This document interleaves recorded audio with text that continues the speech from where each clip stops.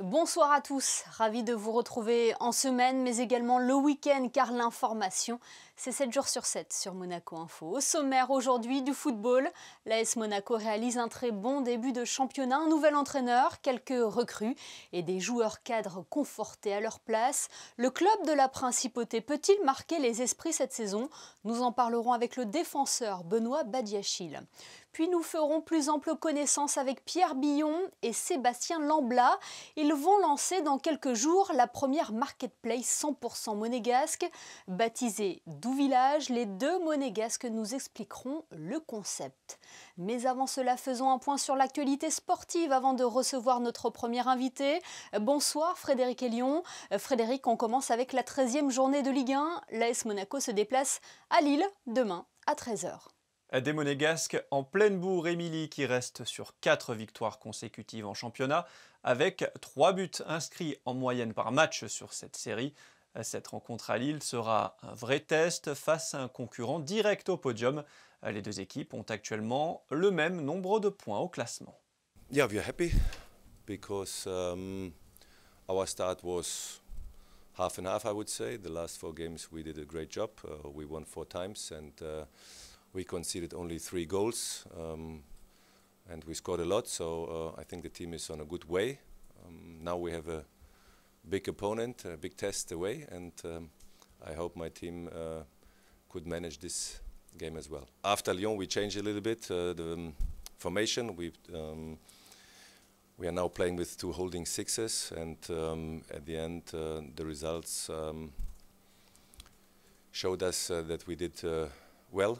Yeah, as a team, all together, and yeah, now it's coming a big clock. Yesterday I watched the game, and I like this team. Well structured, well organized, playing a very good football. So it's a next test for my team. Pour cette rencontre, Niko Kovac sera encore privé de Lecomte et Sidibé. Golovin a lui repris les entraînements adaptés. Et il y aura également du basket ce week-end. Monaco se déplace à Pau demain soir. Un match comptant pour la 4e journée de Jeep Elite qui devait se jouer initialement le 12 octobre mais qui avait dû être reporté en raison de plusieurs cas de coronavirus au sein du club béarnais. La rencontre aura donc lieu demain soir. Un match à suivre sur la chaîne L'Équipe à partir de 20h50. Monaco, 4e de Jeep Elite, reste sur 4 victoires consécutives en championnat. Merci Frédéric. Vous évoquiez justement la 13e journée de Ligue 1 et la prochaine rencontre de l'AS Monaco face à Lille. Invaincus au mois de novembre, les Monégasques réalisent pour le moment un très bon parcours. Seulement 3 défaites au compteur, un nouvel entraîneur et des joueurs concernés par l'enjeu du championnat. Pour en parler, nous sommes avec un pur produit rouge et blanc. Bonsoir Benoît Badiachil. Bonsoir. Benoît, on peut le dire, l'AS Monaco réalise une bonne première partie de championnat cette année. Ouais, c'est vrai que on réalise un bon début de championnat. On espère continuer dimanche face au LOSC. Gagner le derby de la Côte d'Azur puis enchaîner après la trêve internationale face au Paris Saint-Germain, ça apporte beaucoup de confiance au groupe? Ouais, forcément, gagner contre une équipe comme le PSG, ça peut que nous apporter de la confiance. Après, on sait que c'est pas une fin en soi, ça reste 3 points comme d'autres. Et il faudra confirmer, comme je l'ai dit, dimanche pour continuer sur notre lancée. Comment est l'ambiance dans le vestiaire? On voit parfois des vidéos inside qui montrent la bonne atmosphère qui y règne. Ouais, vous pouvez le voir, on s'entend tous très bien. Le groupe il vit très bien. On a un groupe assez jeune, donc on se comprend. Et ça se ressent également sur le terrain. Vous l'avez dit Benoît, il faut confirmer cette bonne dynamique dimanche face à Lille. À quel type de rencontre vous vous attendez? Un gros match. Lille a une très bonne équipe, avec une attaque très performante. Et nous aussi, on a nos qualités, avec Wissam, Kevin et Gelson qui sont sur une bonne dynamique. Et on va essayer de jouer avec nos atouts pour faire un résultat dimanche. Eux ont joué cette semaine en Europa League. Est-ce que cela peut être un avantage pour vous? Un avantage, je ne sais pas, parce que ça fait quelques années qu'ils ont l'habitude de jouer tous les 3 jours. Donc forcément, ça ne va pas changer grand-chose à eux. Grand-chose pour eux, pardon. Après, c'est vrai qu'au niveau de la fatigue, ça peut peut-être les atteindre. Mais pour un match comme ça, je pense qu'ils vont vite oublier la fatigue. Benoît, on le sait, l'AS Monaco se fait souvent chambrer sur son nombre de supporters et pourtant, il est l'un des clubs qui en compte le plus en France. Comment vous vivez l'absence de supporters dans les stades, aussi bien à domicile qu'à l'extérieur? C'est vrai que c'est différent. L'apport des supporters, c'est très important pour nos joueurs. Et jouer sans supporters, c'est parfois assez compliqué. Mais on commence à s'habituer et de toute façon, on doit faire avec. Et contrairement à d'autres championnats professionnels, je pense par exemple à la Jeep Elite, le championnat de Ligue 1 se déroule, lui, normalement. C'est une chance pour vous de pouvoir continuer à jouer au football normalement, entre guillemets? Forcément, oui. On avait tous hâte que le championnat reprenne. On est vraiment très content qu'il soit maintenu et on espère que ça va durer comme ça jusqu'à la fin de la saison. Benoît, vous avez été courtisé pendant le mercato, mais Niko Kovac a mis son veto sur un éventuel départ. Et quel regard portez-vous sur son coaching? Il compte sur vous, hein? Oui, c'est vrai que j'ai eu quelques sollicitations durant cet été. Et le coach, lorsqu'il est arrivé, il m'a montré toute sa confiance. Il m'a dit qu'il comptait sur moi pour cette saison. Et c'est vrai que ça m'a aidé pour mon choix. C'est un coach qui est très rigoureux avec ses joueurs, qui attend beaucoup de nous et on se doit de lui rendre la confiance qu'il nous donne au quotidien. Et vous savez être déterminant quand il le faut. Comment vous vous sentez personnellement au sein de cette équipe? Je me sens très bien parce que le groupe, comme je l'ai dit, il vit bien. On est une bande de potes tout simplement qui s'éclatent sur le terrain et je pense que ça se ressent. Mais ce n'est pas une fin en soi, on a encore beaucoup de rencontres pour confirmer notre bon début de saison. Benoît, il y a l'AS Monaco, mais il y a aussi les espoirs avec l'équipe de France. Ça aussi, vous le gardez dans un coin de votre tête? Oui, forcément. On sait qu'il y a un Euro qui va se jouer en mars. Et c'est dans un coin de ma tête, effectivement. Mais ça passe par des bonnes performances en club pour pouvoir espérer être sélectionné. Merci Benoît d'avoir été avec nous. Il n'y a pas de problème, merci à vous. Dans le reste de l'actualité, Frédéric Elion, Monaco Télécom obtient la certification ISO 27001 sur l'hébergement physique de ses clients en data center. Réalisée par CertiTrust, cette certification garantit la prise en compte des exigences sécurité dans le management des data centers de l'opérateur, les infrastructures et leur exploitation, les systèmes d'information utilisés, l'aménagement des différents sites et leur sécurité d'accès, les systèmes de sauvegarde et la reprise d'activité en cas d'incident. La norme ISO 27001 est synonyme de fiabilité et de compétitivité pour la principauté et amène une meilleure garantie de sécurité aux clients et partenaires de l'opérateur.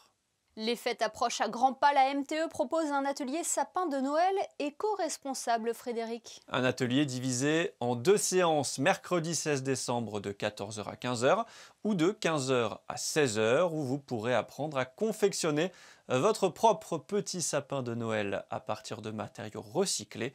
Pour vous inscrire, vous devez être signataire du Pacte national pour la transition énergétique et créer un compte sur le site pacte-coachcarbone.mc. Les ateliers auront lieu en extérieur devant les bureaux de la MTE. Et on termine par la journée monégasque des Nez Rouges 2020. L'association Les Enfants de Francky organise demain, dimanche 6 décembre, sa traditionnelle journée événement, la journée monégasque des Nez Rouges, au profit des enfants en détresse de Monaco et de toute la région PACA.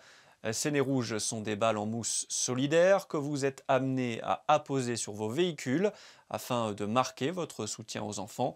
Ils sont en vente dans les pharmacies, tabac, presse et points de vente partenaires au tarif de 2 € jusqu'à demain dimanche inclus. Et puis d'ailleurs, vous pouvez apercevoir ce nez rouge actuellement en haut à droite de votre écran.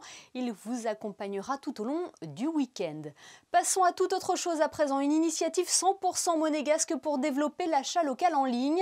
La marketplace Douvillage sera lancée la semaine prochaine. Pour en savoir plus, nous avons reçu ses fondateurs Sébastien Lambla et Pierre Billon. Sébastien Lambla, Pierre Billon, bonsoir. Merci d'être avec nous dans le studio de Monaco Info. Merci de le recevoir. Bonsoir. Est-ce que vous pouvez tout d'abord nous expliquer ce qu'est une marketplace ?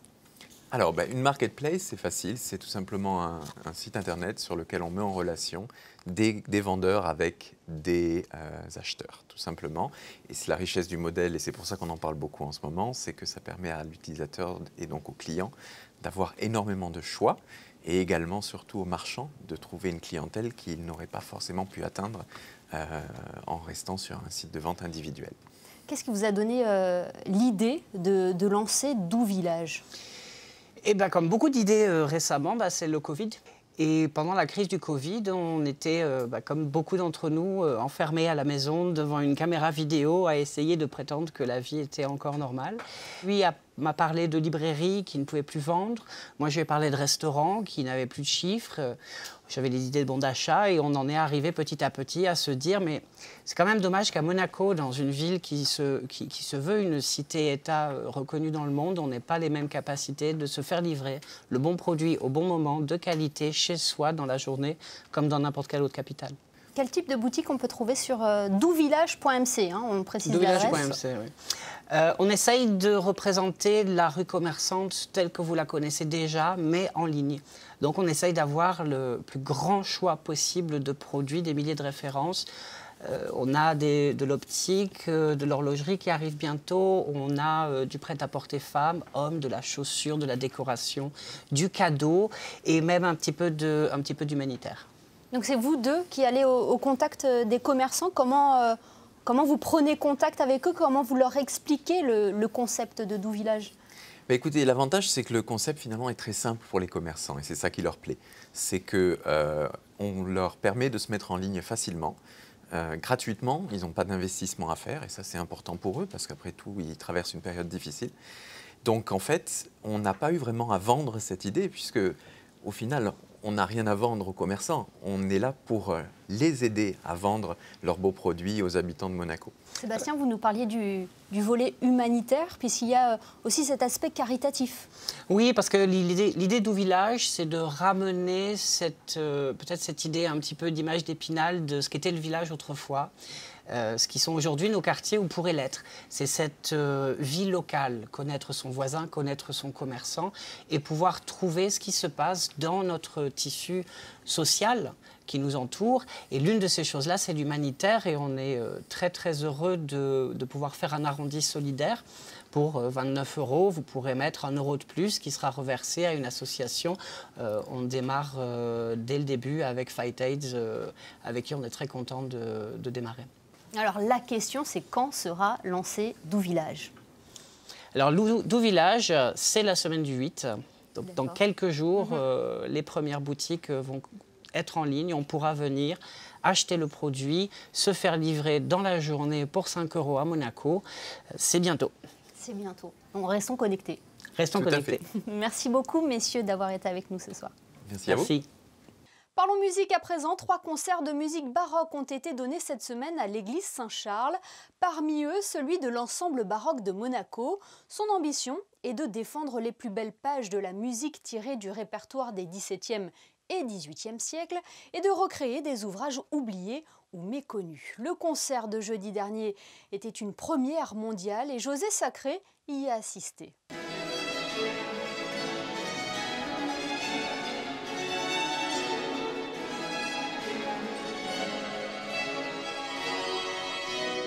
Créé en 2012, l'ensemble baroque de Monaco a donné en première mondiale, jeudi 3 décembre à l'église Saint-Charles, l'oratorio L'Assomption de la Bienheureuse Vierge d'Alessandro Scarlatti, d'après une copie du manuscrit original découvert en Allemagne par Mathieu Perrine, le fondateur et directeur musical de l'ensemble baroque de Monaco.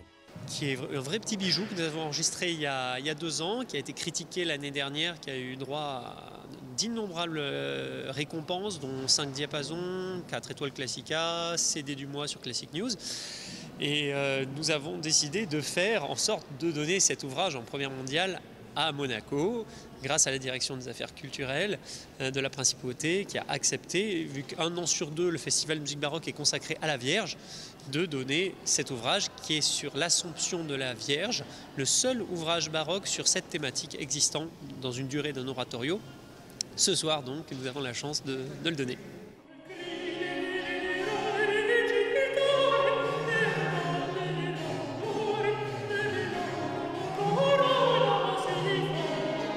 Nous sommes ravis de pouvoir assurer cette programmation en début décembre, comme chaque année. Et cette année, il est vrai que les 3 concerts se tiennent à la paroisse Saint-Charles, puisque cette paroisse nous a offert ouvert largement ses portes puisque la chapelle de la Visitation est beaucoup trop petite pour nous recevoir dans les mesures sanitaires. Donc nous donnons rendez-vous à notre public à Saint-Charles. Et il est vrai que ces 3 concerts sont de qualité exceptionnelle, programmés par Olivier Vernet. Nous avons donc la Fenice, nous avons eu également donc l'ensemble baroque de Monaco, et puis une lecture avec Nicolas Vode. Donc 3 concerts très différents, mais que le public apprécie énormément. Place à notre coup de cœur littéraire de la semaine. Il s'agit d'un ouvrage composé de textes de plusieurs grands témoins sur la question de la transmission. Un vaste thème d'actualité sur lequel a souhaité vous inviter à la réflexion Céline Sabine, conservateur adjoint à la médiathèque de Monaco. Nous sommes tous faits de ce que les hommes et les femmes qui nous ont précédés nous ont transmis. Et à notre tour, nous transmettons à nos enfants, à notre entourage, des savoirs, des savoir-faire ou encore une manière de vivre. Mais vous êtes-vous déjà demandé de quoi est faite cette transmission? Et surtout, qu'aimeriez-vous transmettre à ceux qui vous succéderont? Quel monde voudriez-vous leur léguer? C'est pour nous aider à répondre à ces questions que les auteurs de cet ouvrage se sont réunis pour témoigner chacun dans son domaine, psychologie, philosophie ou encore éducation. Leur point commun, ils prônent tous une transmission consciente, bienveillante, mais aussi solidaire, éco-responsable et durable. Un livre pour réfléchir donc, mais aussi pour changer nos habitudes et surtout agir afin de devenir un messager pour notre entourage, notre communauté et pourquoi pas le monde entier. Et sachez qu'une soirée débat sera organisée le vendredi 11 décembre à 18 h à la bibliothèque Louis Notari en collaboration avec la Mission pour la transition énergétique. Une soirée autour de la découverte de lectures engagées et de cette notion de transmission et du monde que l'on va laisser à nos enfants. On passe aux prévisions météo. Quelle est la tendance pour dimanche, Frédéric ? Une amélioration est attendue, Émilie, avec une journée plutôt ensoleillée, une alternance d'éclaircies et de passages nuageux. Les températures resteront fraîches, 6 degrés le matin et 9 l'après-midi. Le soleil se lèvera à 7h48 pour se coucher à 16h55. Dimanche 6 décembre, nous fêterons les Nicolas. Merci Frédéric et merci à vous de nous être fidèles chaque soir sur Monaco Info, y compris le week-end. Une dernière information avant de nous quitter. Chaque soir, le gouvernement princier publie un bulletin sanitaire en lien avec l'épidémie de coronavirus. Un bulletin qui dévoilera aujourd'hui de nouvelles hospitalisations en principauté de patients atteints de la Covid-19. En effet, après le cluster détecté à l'hôpital de Menton cette semaine, le centre hospitalier Princesse Grace va prendre en charge des patients de la Palmosa. Concrètement, suite à la demande des autorités sanitaires françaises, le CHPG accueille à l'instar des autres établissements de santé des Alpes-Maritimes 4 patients, dont un admis en réanimation. Ce journal est à présent terminé. Merci de nous avoir suivis. On se quitte en images avec les photos de Stéphane Dana et la réouverture du musée océanographique. À demain pour le best-of de la semaine sur Monaco Info.